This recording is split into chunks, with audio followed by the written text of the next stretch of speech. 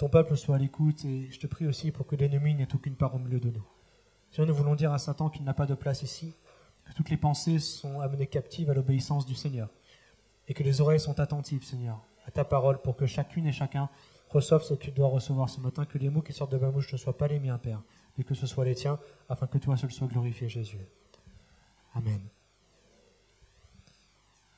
Je reviens de plus de 3 semaines de vacances, merci Seigneur. Merci aux anciens qui ont fait du bon travail en mon absence, on s'est tenus informés. Bon, après, quand vous partez en vacances avec un bébé de 8 mois, c'est pas vraiment des vacances. Mais dans tous les cas, ça m'a permis de me reposer un petit peu, assez pour commencer l'année bon pied bon oeil, comme on dit.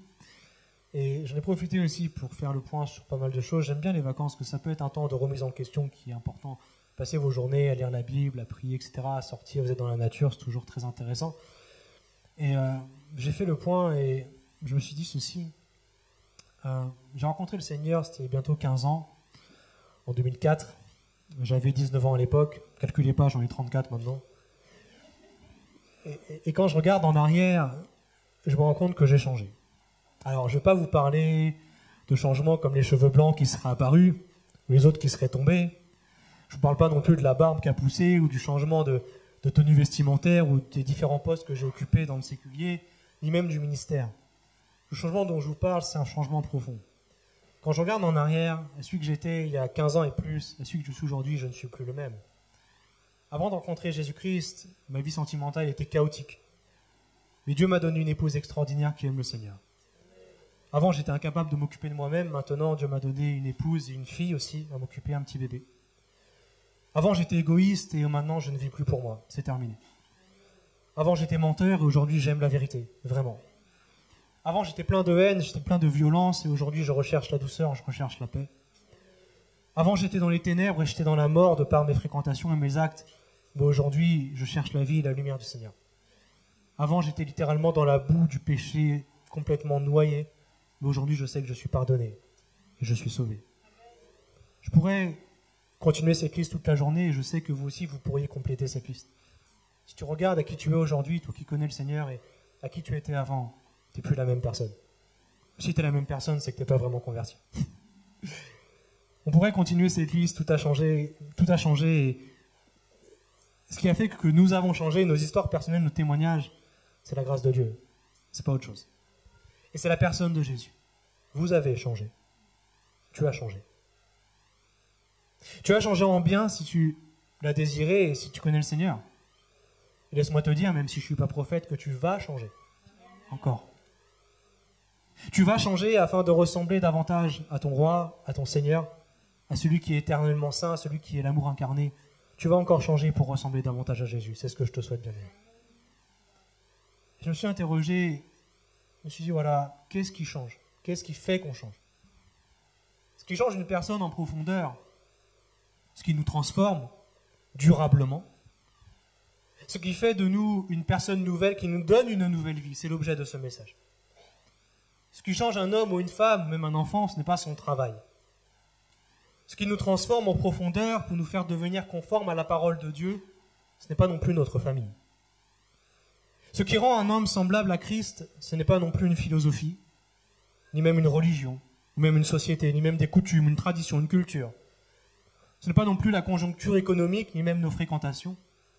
Ce qui nous change, ce n'est pas ce que nous trouvons ici-bas dans ce monde déchu, dans ce monde dépravé, perverti par Satan. Ce qui transforme, ce qui t'a transformé, ce qui te transformera, ce n'est même pas une prière. Ce n'est même pas un chant de louange. Ce n'est même pas une prédication. Ce qui te transforme, la seule et unique chose qui te transforme et qui te transformera et qui t'a transformé, c'est la présence de Dieu. C'est la présence de Dieu. Parce que quand une prière, un chant de louange, une prédication nous transforme, nous change, ça signifie que la présence de Dieu est là. Que Dieu est dans la prière. Que Dieu est dans la louange. Que Dieu est dans la présence, que Dieu est dans la prédication. Une prière, une louange ou une prédication dépourvue, vide de la présence de Dieu ne changera absolument rien. Et non seulement cela ne nous ferait aucun bien, mais cela nous ferait du mal. Fais attention à ce que tu entends et ce que tu écoutes, mon frère, ma sœur.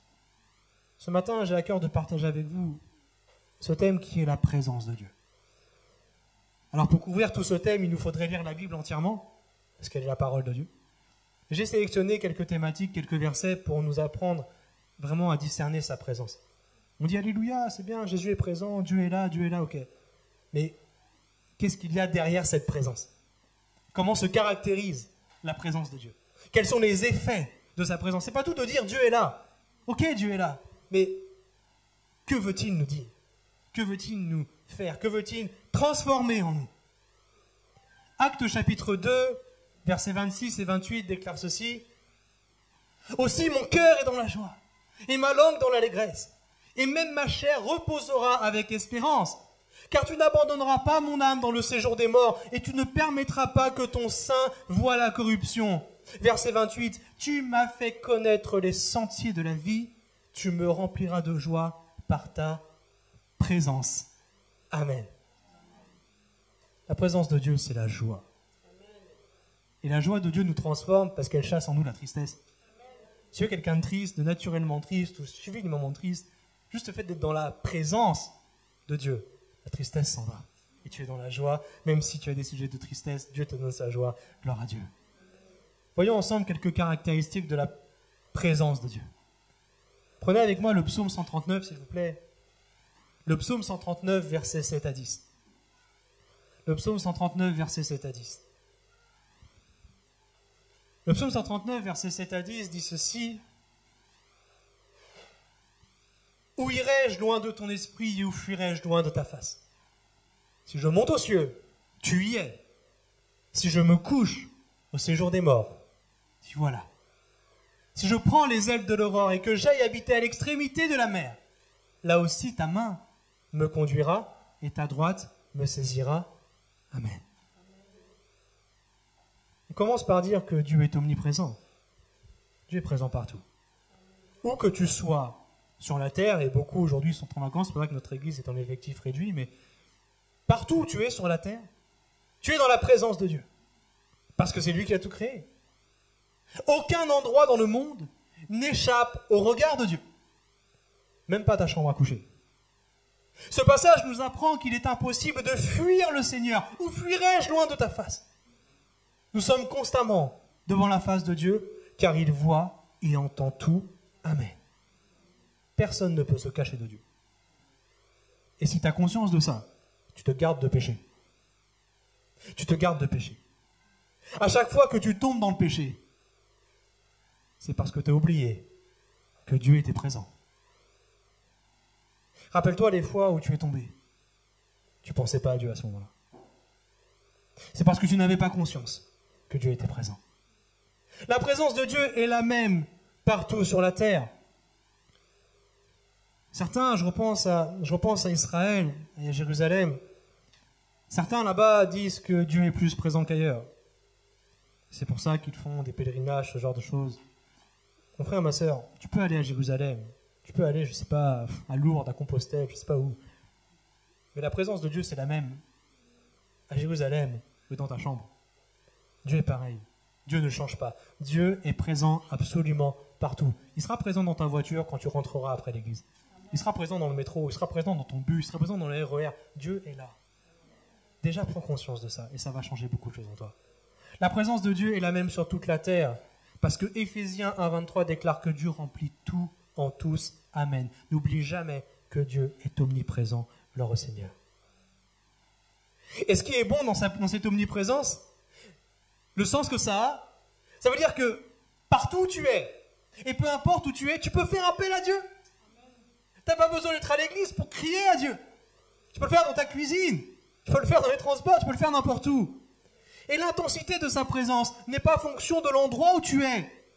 Si tu as besoin de Jésus, peu importe où tu es, peu importe la chaise que tu occupes le dimanche matin, tu as accès à la présence du Seigneur. Gloire à Dieu. La présence de Dieu remplit tout en tous. Dieu est omniprésent. Seconde caractéristique, Exode chapitre 24, verset 16. Exode chapitre 24, verset 16. Dieu est présent partout, mais encore. Exode 24, verset 16 à 18. La gloire de l'Éternel reposera sur la montagne de Sinaï, et la nuée le couvrit pendant 6 jours. Le 7e jour, l'Éternel appela Moïse du milieu de la nuée. L'aspect de la gloire de l'Éternel était comme un feu dévorant sur le sommet de la montagne aux yeux des enfants d'Israël. Moïse entra au milieu de la nuée, il monta sur la montagne. Moïse demeura sur la montagne 40 jours et 40 nuits. Amen. La présence de Dieu, frères et sœurs, elle est gloire. La présence de Dieu est gloire. Et lorsque Dieu se manifesta sur la montagne du Sinaï, sa gloire l'enveloppait. Il y avait du feu partout. La gloire définit notre Dieu. Et c'est pour cela que nous devons le glorifier. Par nos actes, nos paroles et nos pensées. Lorsque nous péchons, nous ne glorifions pas Dieu. Mais lorsque nous nous gardons de la tentation par la prière, nous glorifions Dieu qui est lui-même glorieux. Merci Seigneur. Et comme Moïse, lorsque nous sommes dans la gloire de Dieu, nous pouvons entendre sa voix. Et nous pouvons rester dans sa présence. 40 jours, 40 nuits, peut-être plus, peut-être moins. Il y avait de la fumée sur la montagne. Et quand j'ai lu ce passage, ça m'a rappelé un culte que j'ai vécu quand j'étais tout jeune chrétien. Ça faisait quelques semaines que j'étais converti. Et on était partis comme ça, on a commencé le culte à 10h. C'était une église sur une péniche, il y a une dizaine d'années, peut-être vous en avez entendu parler. Et on se réunissait comme ça, on a commencé les chants de louange, un peu comme ce matin. Et puis, on a continué à chanter, à louer. À un moment donné, la présence de Dieu était telle. C'est tous retrouvés par terre. Certains à genoux, d'autres à plat ventre, d'autres assis. Et c'était un de ces rares moments où la présence de Dieu il y avait de la fumée dans la pièce. Et c'était tellement intense, je n'osais même pas prononcer un mot. Parce que j'avais le sentiment que si je disais un seul mot de travers, ça pouvait me coûter la vie. Tellement la présence de Dieu était là. Au début, on devait faire un culte normal. Il y avait la louange, la prière, les offrandes, la Sainte Seine, la prédication. Il n'y a rien eu de tout ça. On a commencé à 10h. On a rouvert les yeux, il était 15h. On n'a pas arrêté de louer le Seigneur. Dieu fait ce qu'il veut. Et s'il veut nous saisir, Dieu est témoin de ce que je dis, l'adversaire aussi. Et je pèse mes mots. Si Dieu veut faire ça ici, il le fera. Mais il faut que tu sois disposé à ça, à bouleverser tes habitudes. Si Dieu veut qu'on le loue de 10h à midi ou même de 10h à minuit, qu'importe. Si l'esprit te saisit, tu loues Dieu. Tu manges pas, tu bois pas, tu es en forme, après il n'y a pas de problème, tu manques de rien. Je ne sais pas si vous avez déjà vécu des moments intenses comme ça dans la présence de Dieu. Mais quand vous ressortez d'un moment pareil, vous n'êtes plus le même. Vous ne savez pas trop ce qui a changé en vous parce que c'est tellement fort. Vous vous dites, là il s'est passé un truc. Je ne sais pas quoi, mais il s'est passé quelque chose parce que Dieu était là. C'est la présence de Dieu qui te change, bien-aimé. C'est rien d'autre. Si tu as foi en Christ, tu vivras dans la gloire de Dieu pour toujours. Parce que là-haut, il y a un paradis. Plus de mort, plus de péché, plus de cris, plus de douleur. Si tu as foi en Jésus, tu vivras dans la présence glorieuse de Dieu pour toujours. Merci Seigneur. C'est pour ça que les moments qu'on passe dans la présence de Dieu ici, c'est un avant-goût du ciel. Moi, ça me donne envie d'aller au paradis. Pas vous ? Et parce que la présence de Dieu est gloire, celui qui recherche la présence de Dieu pour sa gloire personnelle ne recevra absolument rien du Seigneur. Nous ne devons jamais chercher Dieu pour notre intérêt personnel. Jamais. Nous devons chercher le Seigneur glorieux pour le glorifier. Pourquoi est-ce que l'Éternel a fait sortir les Hébreux d'Égypte ? Avant de leur parler de la terre promise, il leur a dit « Allez sur cette montagne pour m'adorer ». Quand Dieu te libère, ce matin on a chanté « Nous ne sommes plus esclaves de la peur ». Quand Dieu te délivre, c'est pour que tu l'adores et pour que tu le loues. Quand tu cherches sa présence, c'est parce que tu cherches à le louer et parce que tu cherches à l'adorer. Dieu ne nous donnera jamais quelque chose si nous allons vers lui par motif d'intérêt personnel et par égoïsme en d'autres termes. Ce que Dieu nous donne n'est jamais que pour nous, mais c'est toujours une bénédiction pour beaucoup. Alors que nous sommes dans la présence du Seigneur, cherchons sa gloire. Sa gloire à lui seul, pas à la nôtre. Et nous rejetons donc tout orgueil et tout égoïsme, parce que Dieu veut l'exclusivité, Dieu est jaloux. Alléluia. Dieu est omniprésent et la présence de Dieu est gloire. D'après Ésaïe, chapitre 57, verset 15, la présence de Dieu est aussi cela. Car ainsi parle le Très-Haut, dont la demeure est éternelle et dont le nom est saint. J'habite dans les lieux célestes, dans les lieux élevés et dans la sainteté. Mais je suis avec l'homme contrit et humilié, afin de ranimer les esprits humiliés, afin de ranimer les cœurs contrits.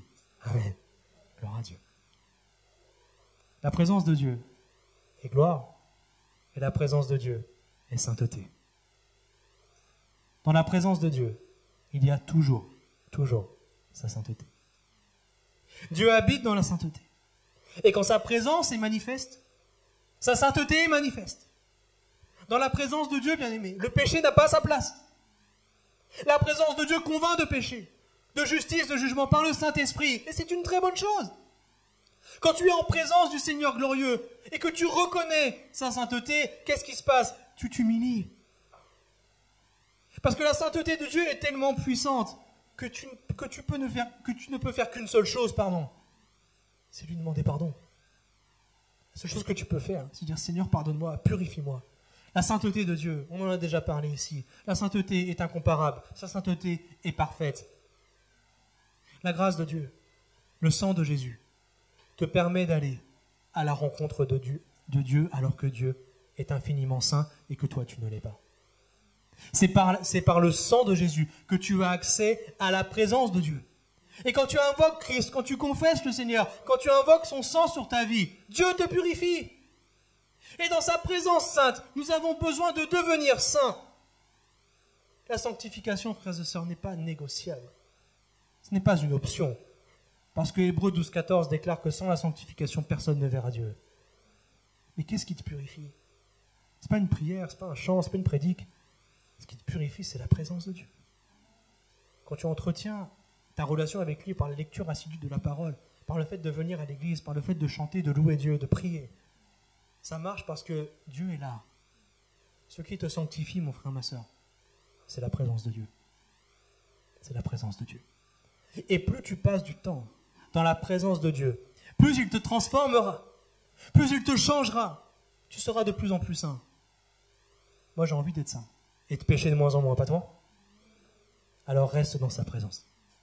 Va dans sa présence. Jésus est mort et ressuscité pour que tu sois dans sa présence. Et si tu te dis chrétienne, si tu te dis chrétien, tu dois rechercher la présence de Dieu et donc la sainteté de Dieu. Alléluia. La présence de Dieu est partout. Elle est gloire. Elle est sainteté. Et elle est aussi amour. Nous avons connu l'amour que Dieu a pour nous et nous y avons cru. Dieu est amour. Et celui qui demeure dans l'amour demeure en Dieu. Là, il est parlé de sa présence. Et Dieu demeure en lui. Tel il est, tel nous sommes aussi dans ce monde. C'est en cela que l'amour est parfait en nous, afin que nous ayons de l'assurance au jour du jugement. Amen. La présence de Dieu est aussi et surtout amour. Amour et douceur. Jésus n'a-t-il pas dit « Je suis doux et humble de cœur » ? Nous ne devons pas voir le Seigneur comme étant sévère. Je ne sais pas quelle image tu as de Dieu. J'en sais rien. Peut-être est-ce une éducation qui te l'a donnée ou quelqu'un qui t'en a parlé, qui t'a instruit. Mais ne vois pas Dieu comme un Dieu sévère. Certains s'imaginent Dieu comme un vieillard abougri sur un trône en train de lancer des éclairs avec ses yeux remplis de haine. Dieu n'est pas comme ça. Dieu n'est pas sévère. Dieu est juste. Dieu est juste. Il est le seul vrai Dieu. Et il nous témoigne chaque jour de sa douceur.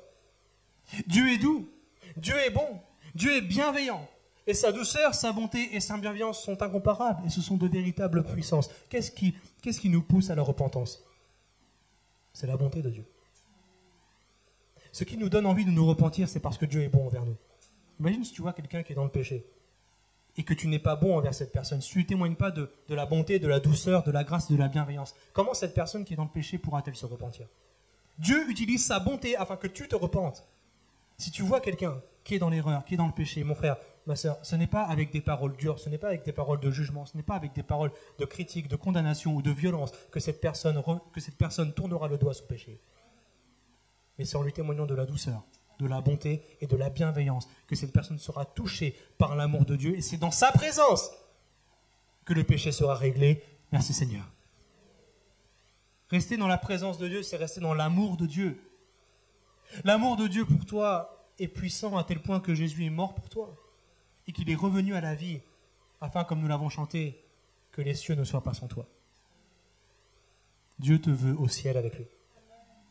Et c'est dans sa présence que cela peut s'acquérir. Dans son amour, à la croix, nous y viendrons après. Merci Seigneur.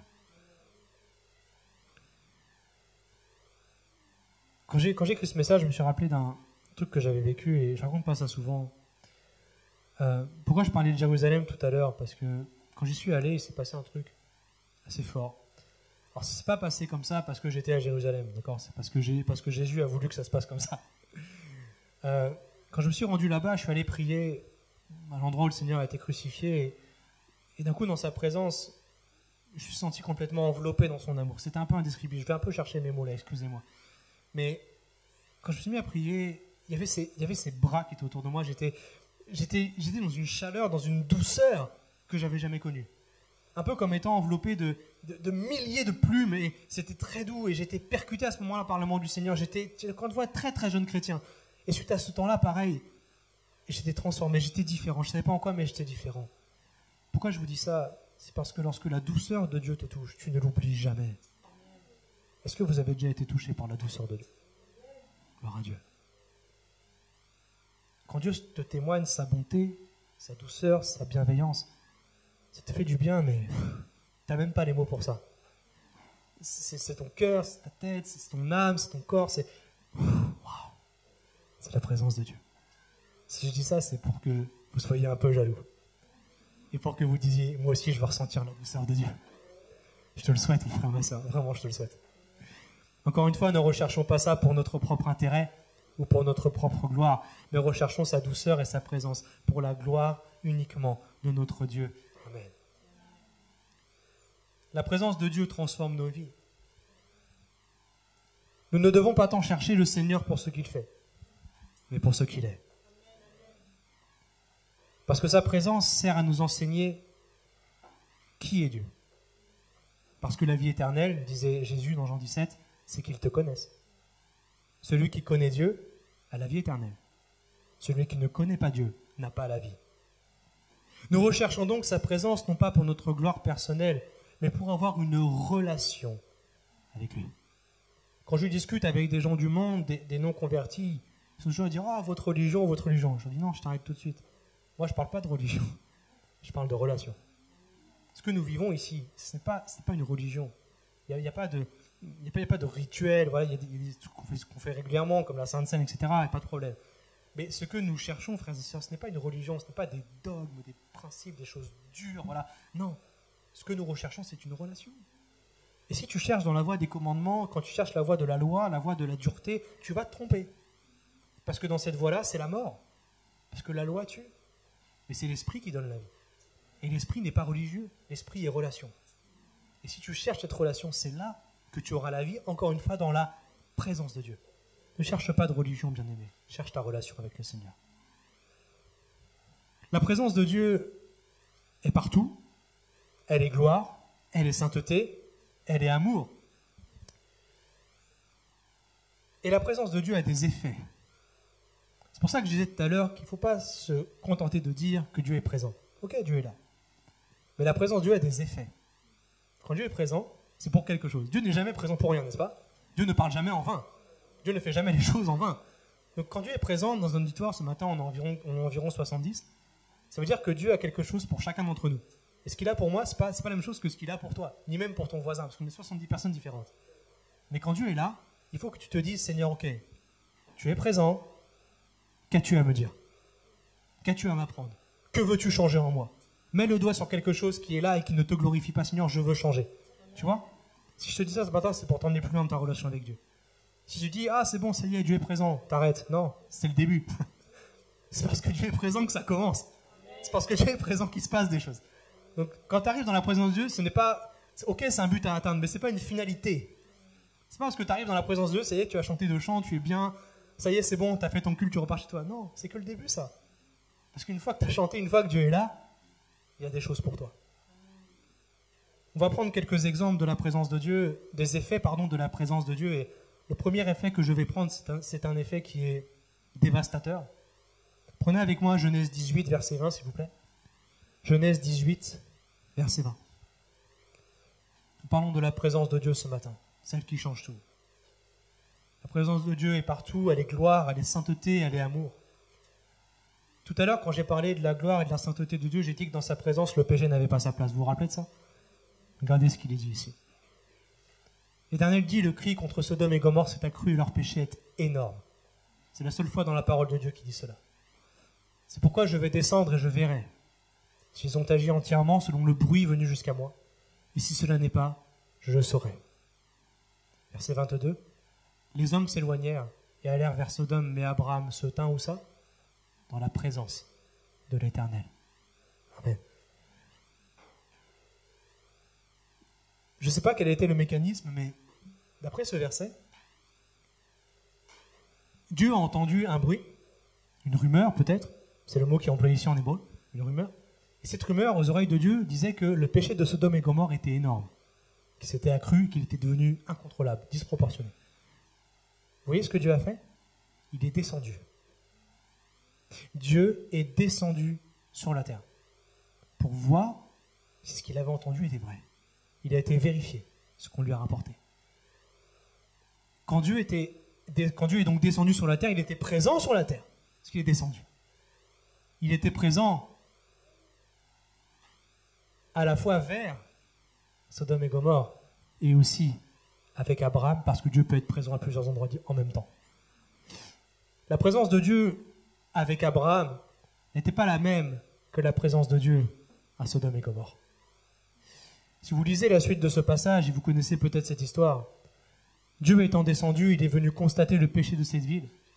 Dieu est passé par le camp d'Abraham pour discuter avec lui. Et c'est là que Abraham a intercédé pour Sodome et Gomorrhe, et notamment pour Lot.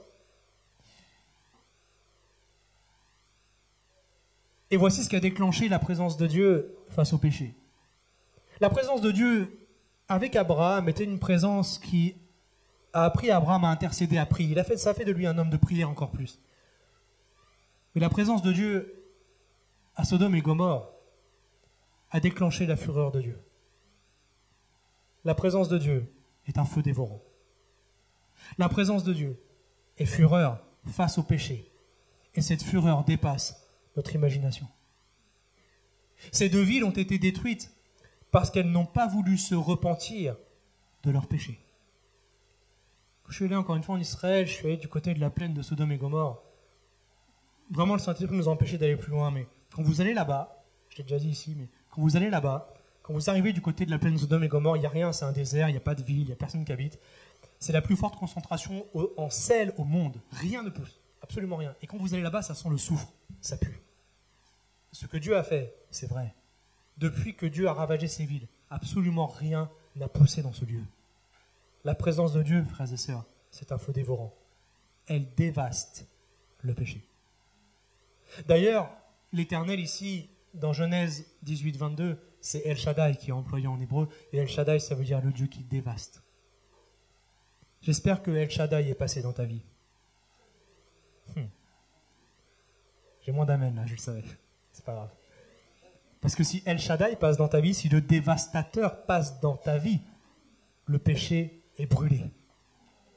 Le péché est détruit.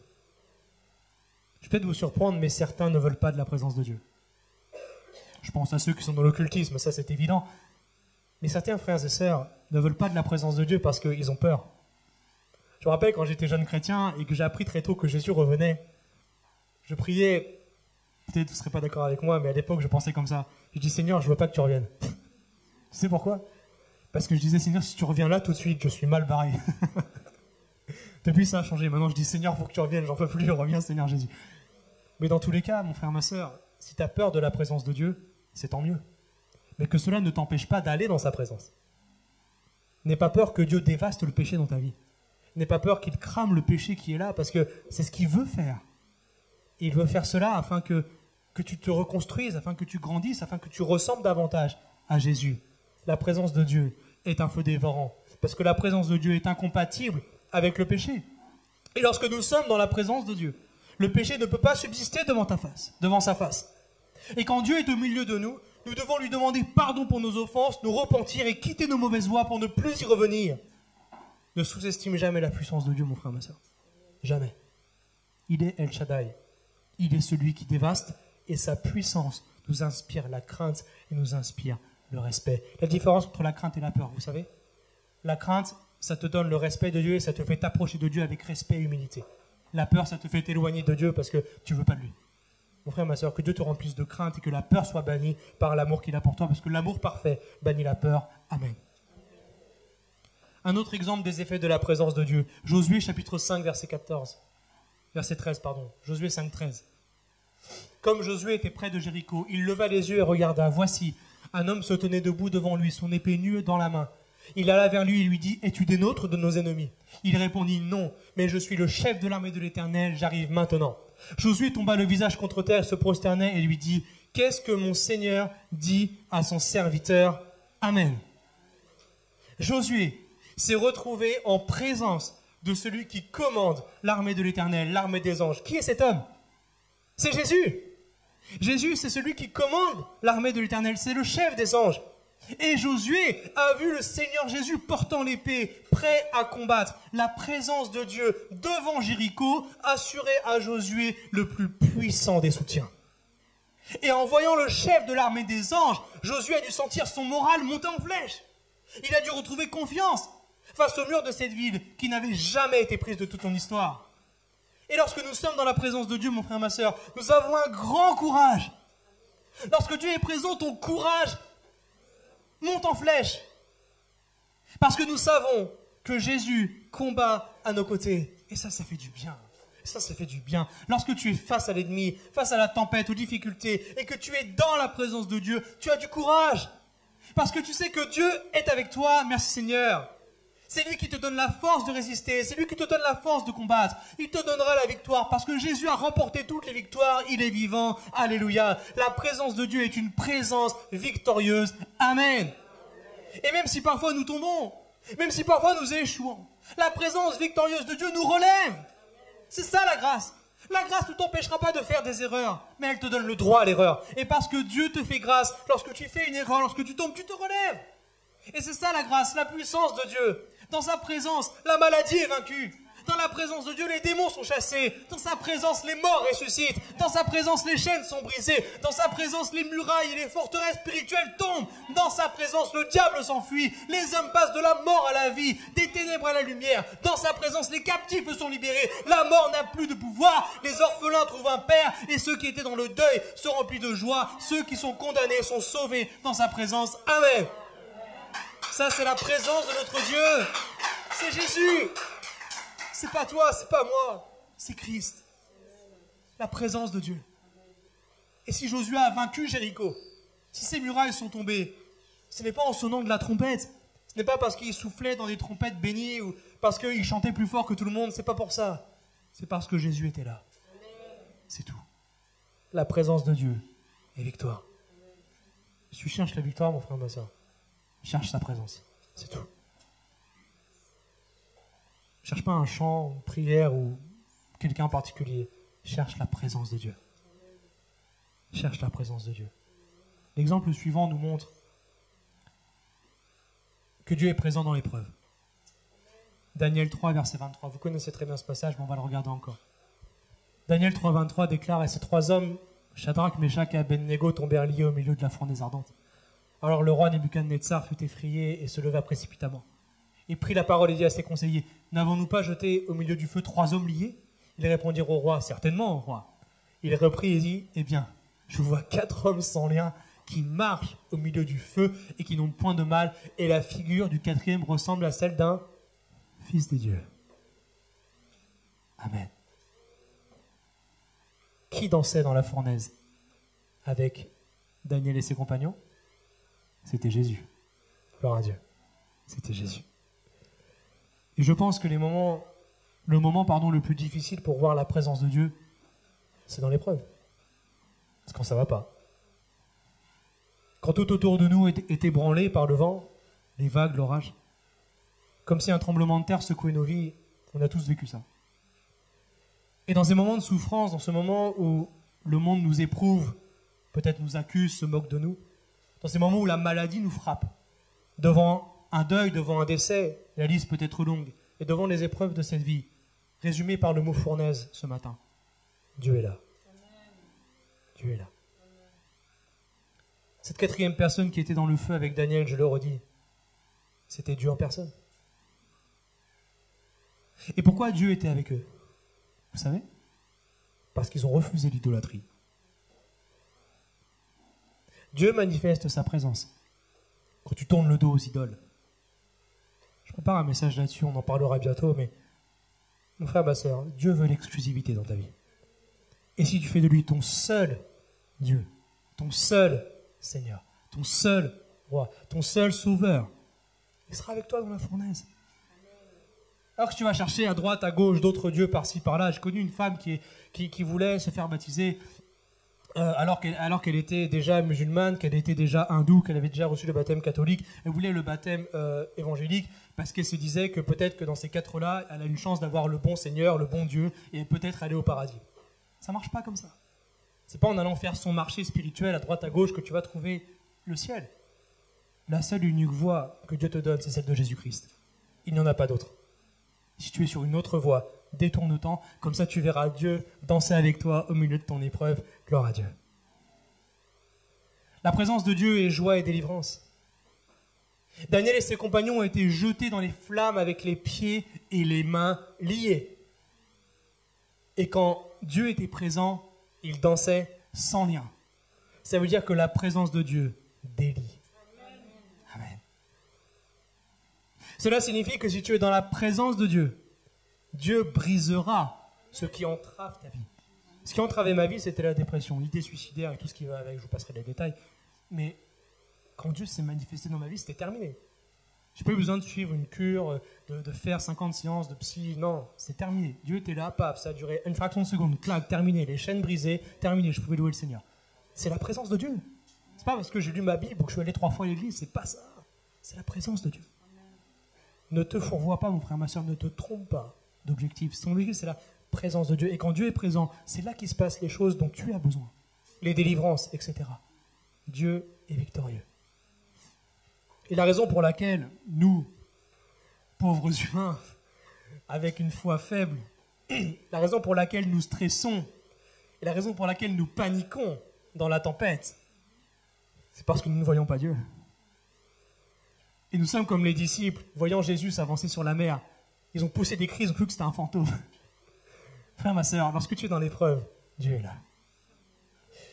Quand je marche dans la vallée de l'ombre de la mort, je ne crains aucun mal, car tu es avec moi. Amen. Dieu est présent dans la vallée de l'ombre de la mort. Je sais qu'au milieu de nous, beaucoup ont déjà traversé cette vallée. Cette vallée de l'ombre de la mort, cette vallée, peut-être peux-tu t'imaginer ça avec des hautes montagnes, un grand désert, des squelettes un peu partout, voilà. Un truc assez lugubre, morbide. Et dans tous les cas, lorsque tu traverses des moments comme ça, où ça ne va pas, Dieu est présent. Dieu est présent. Et c'est sa présence qui te fait sortir de la vallée de l'ombre de la mort.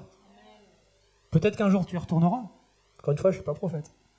Mais si un jour tu y retournes, rappelle-toi que Dieu est présent avec toi. Amen. Comment Dieu a-t-il manifesté sa présence pour nous? Quel est le nom, le mot qui signifie que Dieu est là, qu'il est avec nous? C'est Emmanuel. Et parce que Dieu veut, je l'ai dit, une relation, non pas une religion, il veut une relation avec chaque être humain, Dieu a envoyé Jésus sur la terre. Jésus est Emmanuel, il est Dieu avec nous.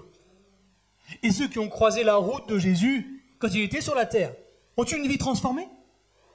Celles et ceux qui ont croisé la route de notre Seigneur ont été guéris, ils ont été délivrés, ils ont été sauvés, restaurés, encouragés, purifiés, pardonnés, même ressuscités. La liste est longue. Mon frère, ma soeur, un jour tu as croisé la route de Jésus. Qu'est-ce qu'il a fait pour ça? Qu'est-ce qu'il a fait pour ça? Qu'est-ce que tu as reçu dans sa présence? Tu sais pourquoi Jésus peut être présent? C'est parce qu'il est vivant. Ceux qui sont morts ne peuvent pas être présents. Mais Jésus est vivant. Et il est toujours présent avec nous sur la terre. Jésus n'a plus de corps physique. Il est présent avec nous par le Saint-Esprit et il a dit qu'il était avec nous tous les jours jusqu'à la fin du monde. Alléluia. La présence de Dieu dans le monde aujourd'hui, c'est l'Esprit Saint. Si tu as l'Esprit, tu as le Fils. Si tu as le Fils, tu as le Père. Parce que les trois ne font qu'un. Et parce que Jésus était présent sur la terre, la présence qui était la sienne, la plus marquante, sa présence à la croix. Parce que Jésus était présent à la croix, nous sommes sauvés. Et la plus grande preuve d'amour, de gloire de Dieu, la clé de notre salut et du paradis, se trouve dans la présence de Jésus à la croix. À la croix. En acceptant ce sacrifice, nous sommes sauvés. Si la croix était restée vide, si Jésus n'avait pas été présent sur la croix, nous serions tous condamnés. Et nous n'aurions aucun moyen d'atteindre le paradis. Mais parce que Jésus était présent à la croix, parce que la présence de Dieu était là, sur ce Golgotha, nous avons la vie éternelle. Gloire au Seigneur. La présence de Dieu dans notre vie, c'est Jésus. La présence de Dieu dans notre vie, c'est Jésus. Et cette présence est vie. Cette présence est salut. Et nous obtenons notre salut par la foi. Par la foi. Luc 24, verset 31. C'est ma prière pour vous. Alors leurs yeux s'ouvrirent. Ils le reconnurent. Mais il disparut de devant eux.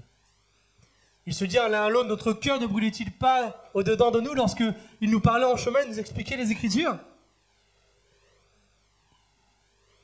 Il y a un endroit où Jésus n'est pas présent. Tu sais où c'est? C'est au tombeau. Jésus n'est pas présent au tombeau. Jésus n'est pas présent dans la tombe. Jésus n'est pas présent dans le séjour des morts. Parce que Jésus est vivant. Il est vivant. Ce passage nous parle de la rencontre entre Jésus et deux disciples qui allaient vers le village d'Emmaüs. De Jérusalem à Emmaüs, c'est 3 kilomètres environ. Et pendant 3 kilomètres, Jésus leur a parlé des Écritures et de lui dans les Écritures. Frère, ma sœur, la présence de Dieu, c'est une présence de révélation. Et lorsque tu as dans la parole de Dieu des choses qui te sont cachées et que tu ne comprends pas, tu dois demander au Seigneur de te les révéler. Mais Dieu te les révèle lorsque tu es dans sa présence. Et Jésus est présent parce qu'il est vivant. Ne doute jamais de cela. Alors en conclusion, je dirais ceci, je vais rappeler les musiciens. Dieu est omniprésent. Sa parole est gloire. Sa parole est sainteté. Sa parole est amour. Sa parole produit la destruction du péché. Et sa présence fait de nous des hommes et des femmes de prière. Sa présence fait tomber les murailles et nous délivre de nos ennemis.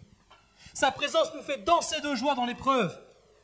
La présence de Jésus à la croix nous donne le pardon de nos péchés et sa résurrection, sa présence dans les lieux célestes nous ouvre le chemin vers le paradis de Dieu. Amen. Il nous reste un peu plus de 10 minutes. On va prendre un temps de prière dans sa présence si vous le voulez bien. Alléluia.